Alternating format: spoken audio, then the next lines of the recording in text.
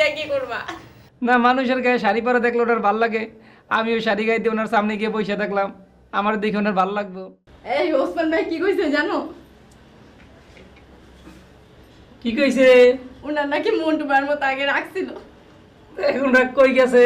এখন রাগ কইমা গেছে। তুমি কিছু কও নাই? আমি কি বলবো, আমি বললাম এই কারণে বুঝি আপনার আস্তে আস্তে মাথার চুল পড়ে গেছে। তোমারে বলে না যে তুমি অনেক সুন্দর? এটা তো সবসময় কয়। বলে না যে শাড়িতে অনেক সুন্দর লাগে?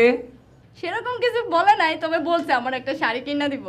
ও, তোমার ওসমান ভাই যখন তোমার শাড়ি কিনে দেবো তখন তুমি বললো আমারও জানি একটা শাড়ি কিনে দেয়। তুমি শাড়ি দিয়ে কি করবা?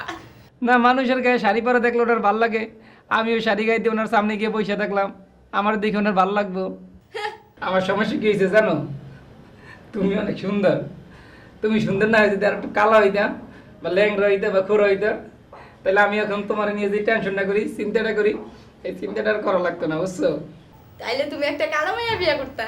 ও, আমি কালা মেয়ে বিয়ে করতাম আর তুমি কি ওসমান ভাইরে বিয়ে করতা না? তুমি কালো মাইয়া বিয়ে করতে পারলে আমি ওই টাকলুরে বিয়ে করতে পারবো না।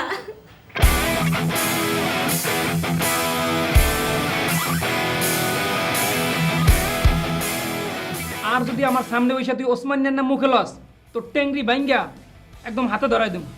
কি কইছি ঠিক আছে? ওসমানের নাম আমার মুখের সামনে বসে লবি না, ঠিক আছে?